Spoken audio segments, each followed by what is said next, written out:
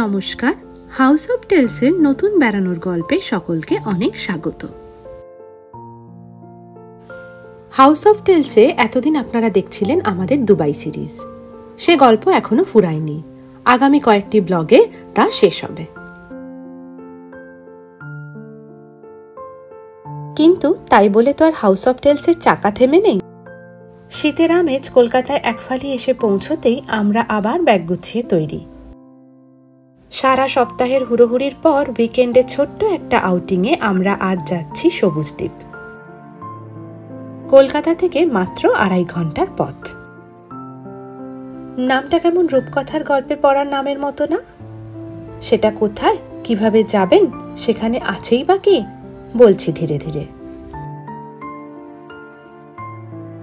হুগলি জেলার বলাগড়ের কাছে গঙ্গার উপর তৈরি হয়েছে চর, আর সেই চরের উপরে WBTDCL এর প্রপার্টি সবুজদ্বীপ।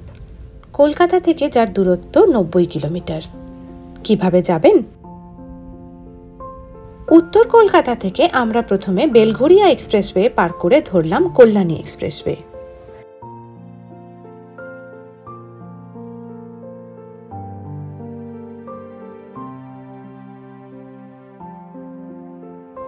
ঈশ্বরগুপ্ত সেতু পেরিয়ে নিলাম ডান দিকে ST-কেকে রোড। সেই রাস্তা ধরে করলা বাজার মোড় থেকে নিতে হবে ডান দিক।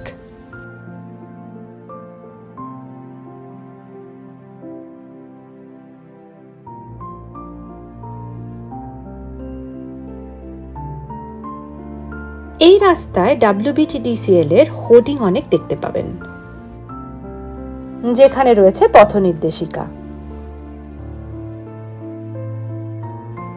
আচ্ছা, এক্ষেত্রে একটা কথা বলার, সবুজদ্বীপ যেহেতু গঙ্গাবক্ষের একটি দ্বীপ, গাড়ি কিন্তু গঙ্গার এপারেই পার্ক করতে হয়। এপারে সবুজদ্বীপের নিজস্ব একটা পার্কিং রয়েছে, যেটার জন্য আপনাকে আলাদা করে 200 টাকা পার নাইট হিসাবে পে করতে হয়।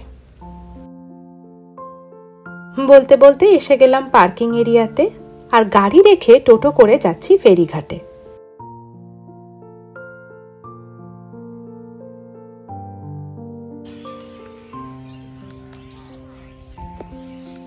এখন আমরা ফেরিঘাটে এসে অপেক্ষা করছি বাকি সমস্ত সহযাত্রীদের জন্য।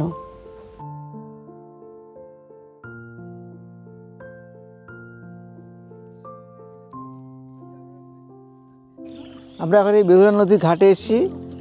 এখানে বোট দাঁড়িয়ে আছে, এই বোটে আমরা চাপলাম। বেহুলা নদীতে গিয়ে হুগলি নদীতে মিশেছি।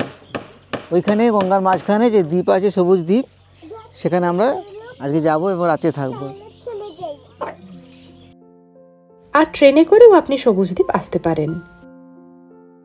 কাটোয়াগামী যে কোনো ট্রেন ধরে নামতে হবে বলাগড় স্টেশনে। সেখান থেকে টোটো করে আসা যায় সবুজদ্বীপ যাবার ফেরিঘাটে। সকাল 10:30 নাগাদ ছাড়ে রিসর্টের কমপ্লিমেন্টারি ফেরি সার্ভিস। আপনি যদি এরপর কোনোভাবে এসে পৌঁছন তো বোট সার্ভিস আলাদা করে চার্জেবল।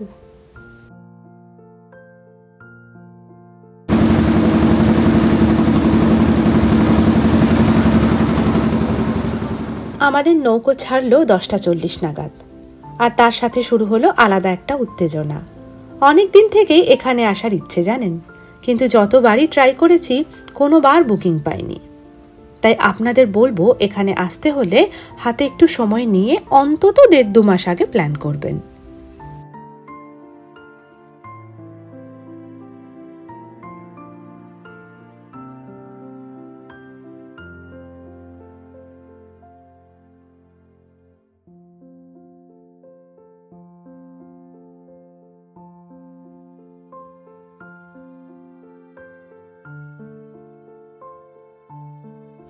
কিছুটা আসতে না আসতেই উঁকি দিচ্ছে নদীর বুকে ছোট্ট একটা দ্বীপ, সবুজদ্বীপ।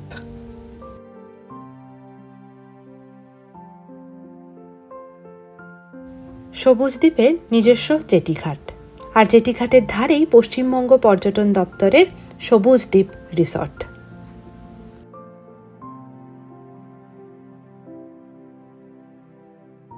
এক্ষেত্রে বলে রাখি, রিসর্টে বুকিং না থাকলে কিন্তু আপনি ভেতরে ঢুকতে পারবেন না।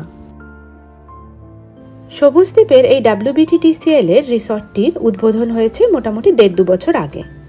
কিন্তু তার আগেও এখানে ছিল হুগলি জেলা পরিষদের পর্যটন নিবাস। আমরা এখন দাঁড়িয়েছি রিসেপশনটার সামনে। এই লাগেজগুলো এখানে রেখে দিয়েছি আপাতত। আর এখানে স্টাফ খুবই কম, তো ওয়েট করতে বলছে। এখন 12টার সময় নাগাদ চেক ইন ছিল, জানি না স্টাফ এত কম, রুম ক্লিনিং 12টার মধ্যে হবে কি না। তো আমি একটু বেরোলাম একটু ঘুরে ঘুরে দেখবার জন্য। এই যে এই কটেজগুলোই মোস্ট প্রবাবলি থাকবার জন্য। একদম কিন্তু নির্জন, মানে পাখিদের আওয়াজ পাওয়া যাচ্ছে আর এই পোকামাকড়ের আওয়াজ, আর কিছু নেই। একদম কমপ্লিট সাইলেন্স। লোকজন তো নেই, এদের স্টাফ তো বললামই খুব কম, তো সেজন্য মানে খুবই সাইলেন্ট।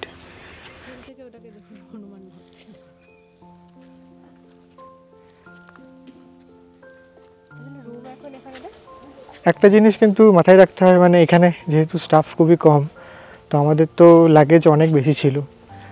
তো মানে লাগেজ কিন্তু কম যদি ক্যারি করা যায় বেটার, কারণ ওই বোট মানে এক তো ওই গাড়ি পার্কিং করে টোটো করে ওই জেটি ঘাট তো না, ওই একটা মানে বোটের ওখানে আসতে হলো। তারপরে ওই সব দিয়ে ওই বোটের মধ্যে তো নিজেদেরকেই সমস্ত লাগেজ ফ্যাগেজ তোলা। তো আমাদের তো সুটকেস ব্যাগ ট্যাগ অনেক কিছু ছিল, তো ঝামেলা আছে। তারপরে আবার এইখানে যে জেটি ঘাটটা আছে সেখান থেকেও কিন্তু নিজেদেরকেই মালপত্র নিয়ে এসে ক্যারি করতে হবে পুরো হোটেল অবধি। তো মানে লাগেজ কম যত ক্যারি করা যায় ওই বেটার। দেখা যাচ্ছে কি না 12টা 15, মোটামুটি 12টা নাগাদই রুম দিয়ে দিয়েছে। এই দুটো 104 আর 105, এই দুটো। তো আপনাদের একটু রুম ট্যুরটাও দিয়ে দিই। প্রত্যেকটা কটেজে একটু এরকম সিঁড়ি দিয়ে উপরে উঠতে হবে। এখানে একটা ছোট মিল লাগেজ রাখার জন্য টেবিল দিয়েছে। এটা হলো আমাদের রুম, এসিও আছে। গরম লাগছিল তো ফ্যানটা চলছিল।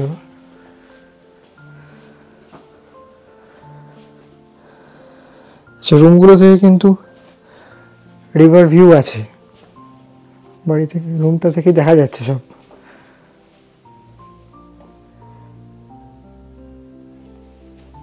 এই হচ্ছে রুমের সাইজটা কিন্তু বেশ ভালোই।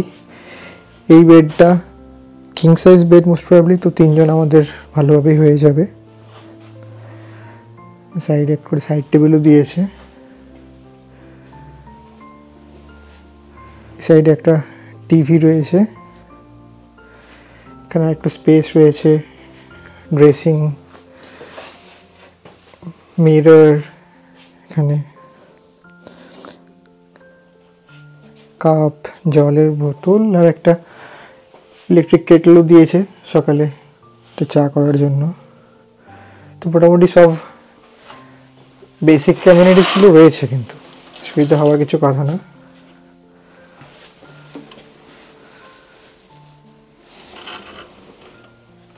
আর একটা জিনিস দেখায়, এখানে কিন্তু একটা স্পেস রয়েছে, এখানে মোটামুটি চেঞ্জ করার জন্য বেশ ভালো একটা ওয়ার্ড্রোব দিয়েছে।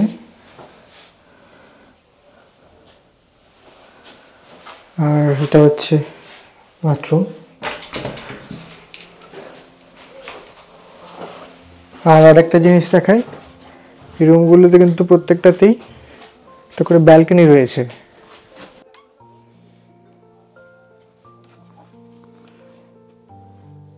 ব্যালকনিগুলো থেকে কিন্তু সুন্দর একটা গঙ্গার ভিউ পাবেন। এখনো দেখুন কাশফুল ধরে রয়েছে।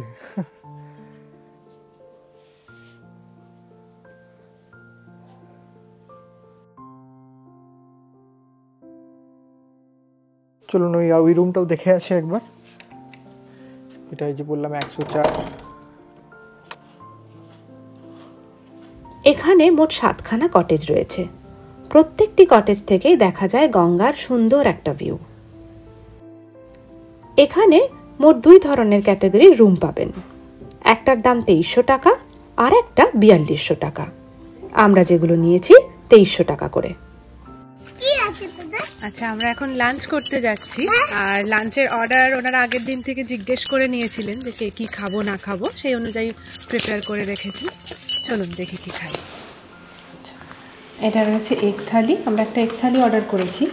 তো ভাত, বেগুন ভাজা, মিষ্টি, চাটনি, সালাদ, আলু সেদ্ধ, ডিম, ফুলকপির তরকারি, ডাল। তুমি তো খেতে পারো না। আর এটা হচ্ছে ফিশ থালি। ফিশ থালির মধ্যে সবই মোটামুটি সেম। এটা কি ফুলকপিটাই? হ্যাঁ, তরকারি খালি মাছ আর ডিম। মাছটা আলাদা। খেলাম দিলাম, আমরা খেয়ে দিয়ে এবার রুমে যাচ্ছি। একটু রুমে রেস্ট নেব। রেস্ট নেবার পরে এখানে একটা রিভার ক্রুজ হয়, তো সেখানে যাব আর কি তারপরে। আর এখানে খাবারের কোয়ালিটি মোটামুটি ভালোই ছিল, ঠিকঠাকই ছিল। ওয়েস্ট বেঙ্গল ট্যুরিজমের যে আগের এক্সপিরিয়েন্স মোটামুটি সেরকমই। আর খাবার দাবার বেশ ঘরোয়া খাবার দাবার ছিল। মেনু ছিল, মেনু যদিও আমাদের নিজেদের চয়েসেরই ছিল। কিন্তু বাঙালি স্টাইলে খাবার দাবার। ওই WBTTSL রিসোর্টগুলোতে তো এই অসুবিধার কোনো ব্যাপারই নেই।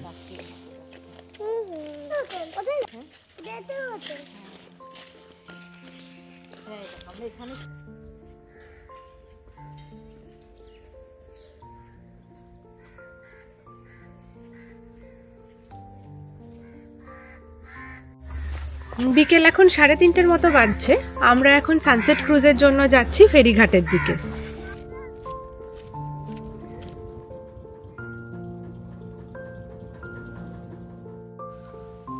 ক্রুজ বলতে আমরা সাধারণত যেমনটা বুঝি এটা ঠিক তা নয়, বোট রাইড বলা যায়। এটা কিন্তু আলাদা করে চার্জেবল, 500 টাকা পার ফ্যামিলি।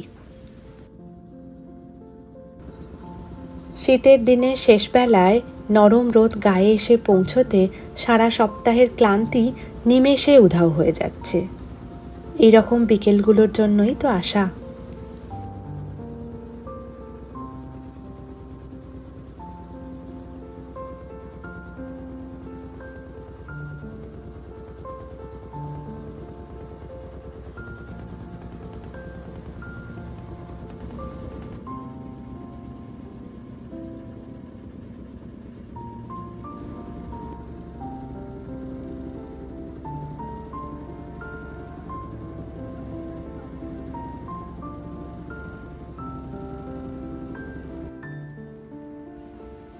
অপূর্ব সুন্দর লাগছে। সূর্য যেন শীতকালের কমলা লেবু। গঙ্গার জলে সূর্যের প্রতিবিম্ব এক অনন্য সৌন্দর্যের সৃষ্টি করছে। সূর্য যেন ছেড়ে যাবার আগে তার শেষ আলোটুকু দিয়ে পৃথিবীকে ঢেলে সাজিয়ে দিয়ে যাচ্ছে।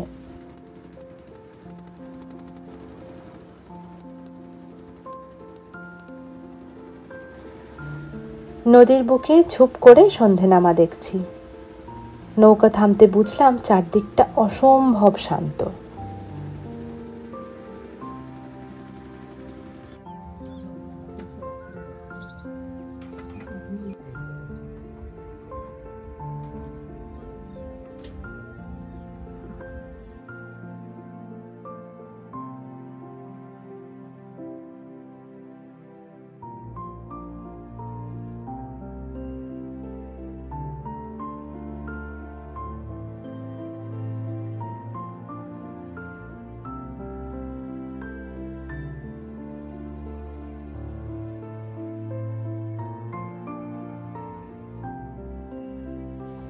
মাঝ নদীতে নৌকা থামিয়ে খানিকক্ষণ কেবলমাত্র নিস্তব্ধতাকে উপভোগ করলাম।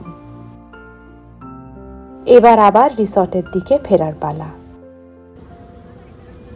এমন সুন্দর একখানা সানসেট উপভোগ করে আমরা যখন সকলেই খুশি মনে ফিরছি, আকাশের দিকে তাকিয়ে বুঝলাম চমক এখনো বাকি। আকাশ জুড়ে এখন শুধুই পাখিদের কিচিরমিচির শোনা যায়। প্রচুর পাখি আছে সবুজ দ্বীপে। দিন শেষে তারাই এখন বাসায় ফিরছে হল্লা করে।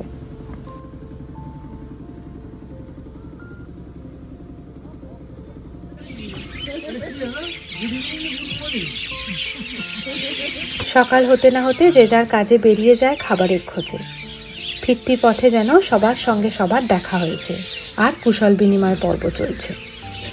শুনতে পাচ্ছেন কি?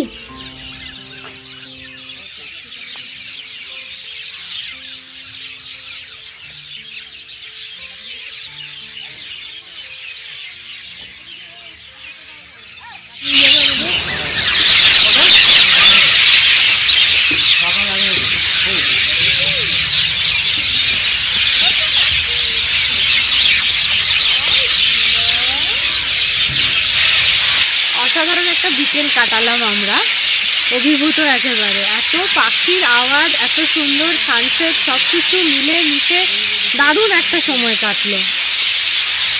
আর শুধু পাখির আওয়াজই নয়, চারদিক থেকে এত শেয়াল ডাকছে, এত শেয়ালের ডাক আর এরকম পাখির ডাক, বেশ একটা রোমাঞ্চকর অনুভূতি। কিন্তু আজকে সন্ধ্যের কমপ্লিমেন্টারি স্ন্যাক্স ছিল চা আর সঙ্গে মুচমুচে পেঁয়াজি।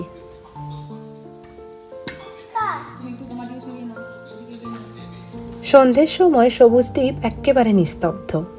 7টা কটেজের সব কটাতেই আজ মানুষ রয়েছে, তাও যেন বড় নিঝুম। এখন প্রায় 9:45 মতো বাজছে। আমরা এতক্ষণ রুমে বসে একটু আড্ডা টাড্ডা দিচ্ছিলাম, জিনাকে খাওয়ানো হলো। এবার এখন যাচ্ছি আর কি ডিনার করতে। বেশ ঠান্ডা এখানেতে, কলকাতার থেকে তো টেম্পারেচার অনেকটাই কম। তো কলকাতায় বসে শীতকাল এখনো আমরা সেরকমভাবে উপভোগ করতে পারিনি। তো এখানে আসতে মালুম পড়ছে যে হ্যাঁ সত্যি ডিসেম্বর মাসের একটা বেশ কিছুটা টাইম কেটে গেছে।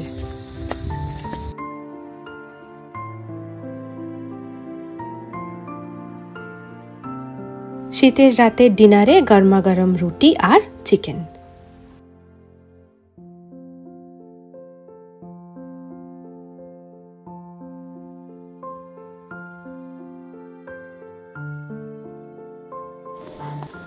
খাওয়া দাওয়া সেরে আমরা এবার রুমের দিকে যাচ্ছি। খাওয়া দাওয়া ভালোই হলো, চিকেন, রুটি, মিষ্টি চেয়েছিলাম, মিষ্টিটা পেলাম না, যাকগে। তো এখন যখন যাচ্ছি রুমের দিকে, বেশ ঠান্ডা লাগছে। জানেন, আসার সময় আপনাদেরকে যেটা বলছিলাম যে এখানে কিন্তু বেশ ঠান্ডা। নদী প্লাস এত চারপাশে পুরোটাই ফাঁকা। সন্ধ্যেবেলা তো আমরা রীতিমতো শেয়ালের ডাক শুনতে পাচ্ছিলাম, যেমন বলছিলাম। হ্যাঁ, রাত্রিবেলা যদি আরেকবার শেয়াল ডাকে তো ভেবেছি আপনাদেরকে একবার শোনাবো আর কি।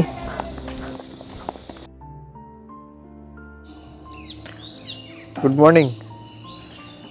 এই রোদ ঝলমলে সকালে 1 কাপ ব্ল্যাক কফি নিয়ে বারান্দাতে হাজির। এখন বাজছে প্রায় 8টা। ঠান্ডাটা ভালোই আছে এখন এখানে। আপনাদের গঙ্গার ভিউটা একটু আরেকবার দেখাই সকালে, যদিও বোঝা যাচ্ছে না, খুব একটা কুয়াশা রয়েছে অনেকটাই। আর এখন চারদিকে খালি পাখিদের ডাক শোনা যাচ্ছে।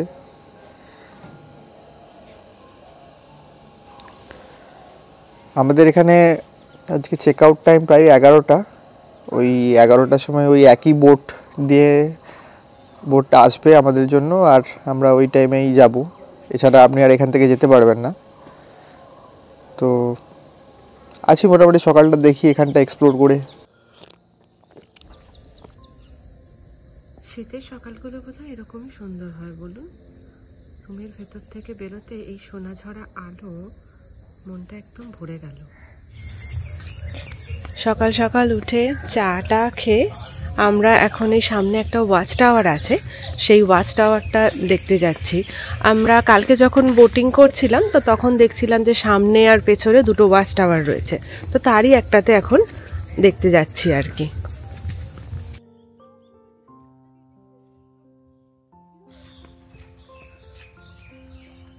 এই যে ওয়াচ টাওয়ার দেখতে পাচ্ছেন, এই যে উঠবো আমরা। তার আগে দেখুন এইখানেতে একটা বাচ্চাদের প্লে এরিয়া রয়েছে।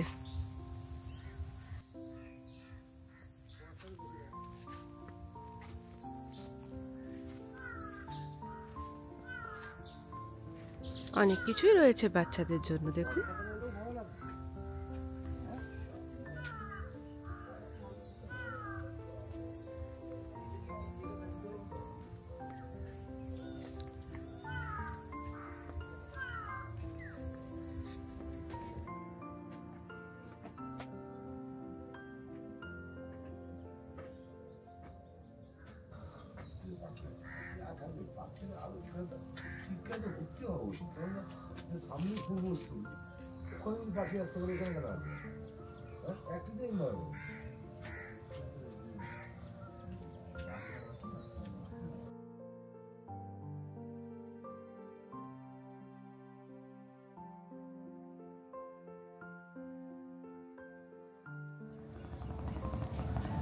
তো সিঁড়ি দিয়ে উপরে উঠে আমরা এই ওয়াচ টাওয়ারটাতে এসেছি।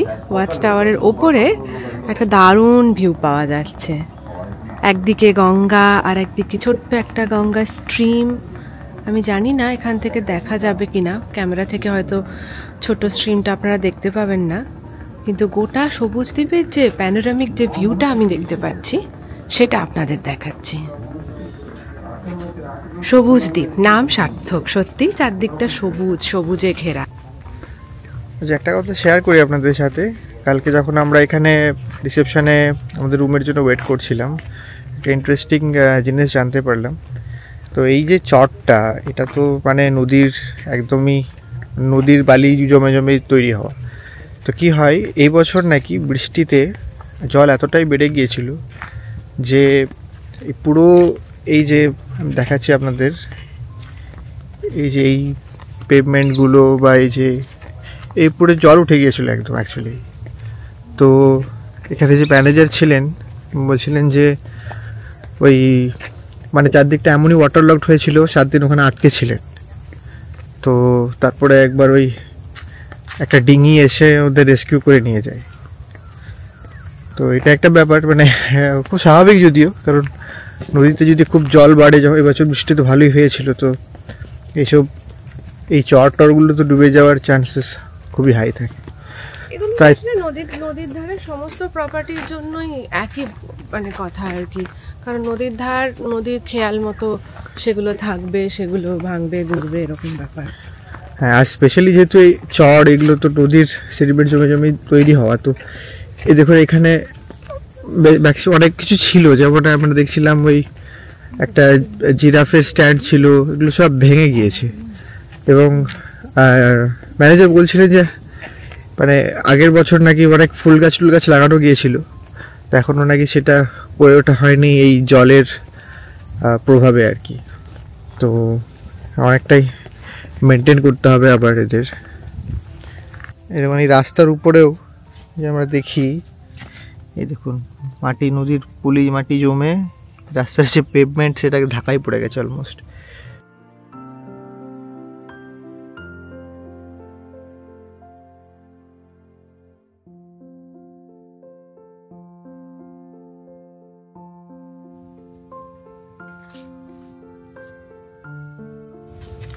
চলুন সকালের মিঠে আলোয় চারপাশটা ঘুরে দেখতে দেখতে আপনাদের সঙ্গে শেয়ার করি সবুজ দ্বীপে আমাদের থাকার অভিজ্ঞতাটুকু। প্রথমে বলি এর অবস্থান আর ভিউ। বেড়াতে আমরা আসি মনের আর চোখের শান্তির জন্য। সবুজ দ্বীপে এই দুটোই আপনি ডেফিনেটলি পাবেন। একটা দিন প্রকৃতির মাঝে নিরিবিলিতে কাটানোর জন্য খুব ভালো একটা জায়গা এটা।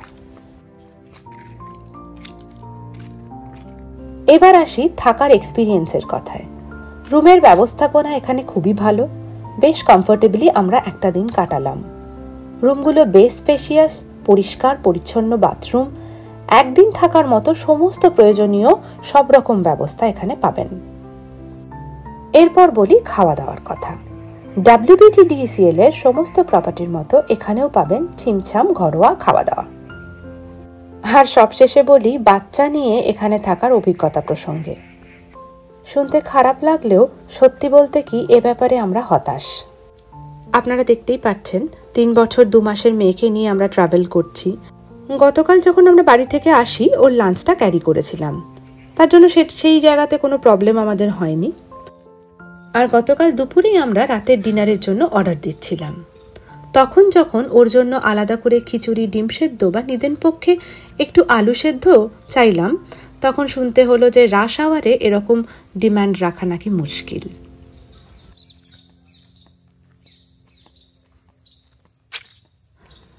সত্যি বলতে কি এটার জন্য আমরা প্রস্তুত ছিলাম না। দেশের নানান প্রান্তে, এমনকি কদিন আগে দুবাইতেও হোটেলে বাচ্চার খাওয়া দাওয়া নিয়ে কখনো আমাদের অসুবিধায় পড়তে হয়নি।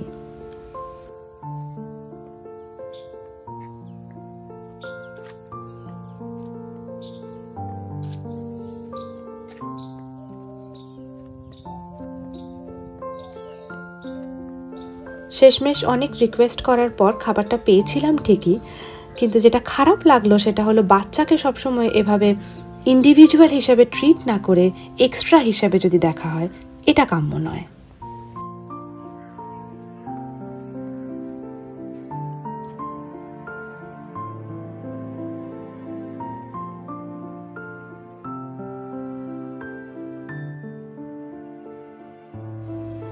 যাই হোক, এটুকুই কেবল খারাপ লাগা, বাকি অনেক সুন্দর মেমোরিজ নিয়ে যাচ্ছি আমরা এখান থেকে উইথ আ পজিটিভ নোট।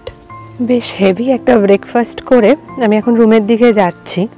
শীতের হালকা রোদ গায়ে ঠেকছে। সকাল 11টায় আমাদের যে জেটি ঘাটে আমরা নেমেছিলাম সেখানে গভর্নমেন্টেরই যে বোটটা আপনারা দেখেছিলেন ওটাই আমাদেরকে আবার নিতে আসবে, ফিরিয়ে নিয়ে যাবে ওপারে।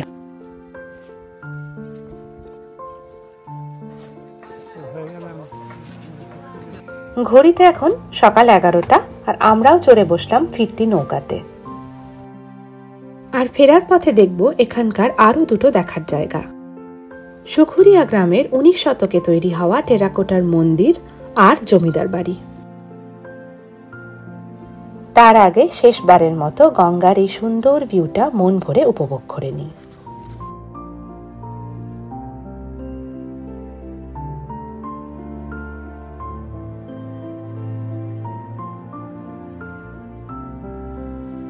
এপারে এসে লাগেজপত্র গাড়িতে রেখে একটা টোটো ভাড়া করে নিয়ে যাচ্ছি মন্দির আর রাজবাড়ি দেখতে।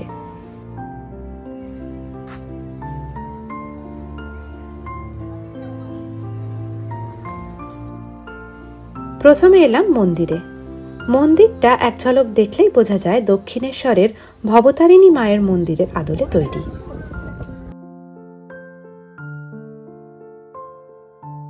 মূল মন্দিরটি এখানে আনন্দময়ী মায়ের মন্দির, যা 12টি ছোট ছোট শিব মন্দির দিয়ে ঘেরা।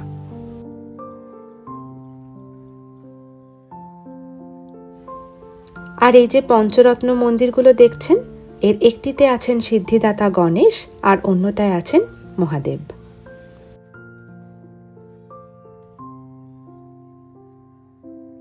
এই মন্দিরটি গ্রামের তৎকালীন জমিদার বীরেশ্বর মুস্তাফি 1813 সালে প্রতিষ্ঠা করেন।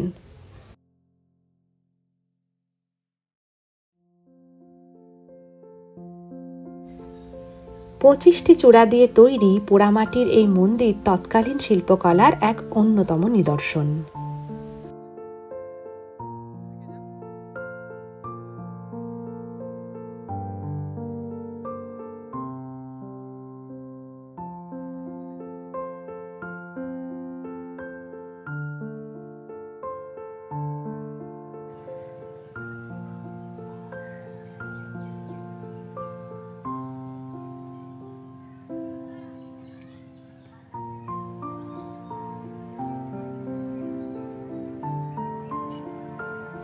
মা আনন্দময়ী মন্দিরের পাশে দিঘির পাড়ে রয়েছে মিত্র মুস্তাফিদের জমিদার বাড়ি। এই বাড়ির প্রতিষ্ঠা হয় 1712 খ্রিস্টাব্দে। বাড়িটির নাম রাধাকুঞ্জ। বাড়িটি এখন প্রায় ধ্বংসাবশেষে পরিণত হয়েছে। ভেতরে হয়তো যাওয়া যাবে না, বাইরে থেকেই দেখতে হবে।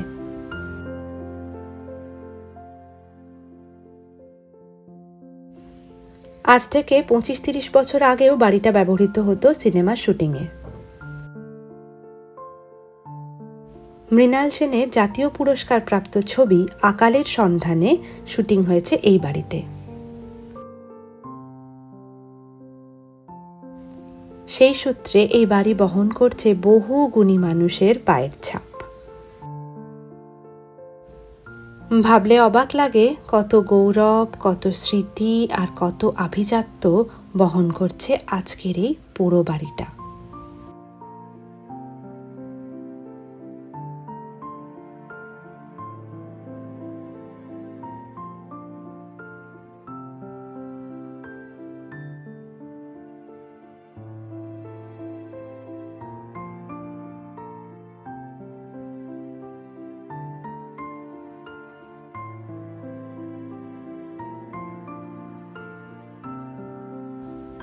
জমিদার বাড়ির এই গৌরবময় অধ্যায়কে স্মরণ করেই শেষ হলো আমাদের সবুজ দ্বীপের উইকেন্ড ট্রিপ। ভিডিওটি তাহলে এখানেই শেষ করি। যদি কিছু ভালো লাগে ভিডিওটি লাইক করবেন, কমেন্ট করবেন আর আমার ছোট্ট চ্যানেলটিকে সাবস্ক্রাইব করবেন।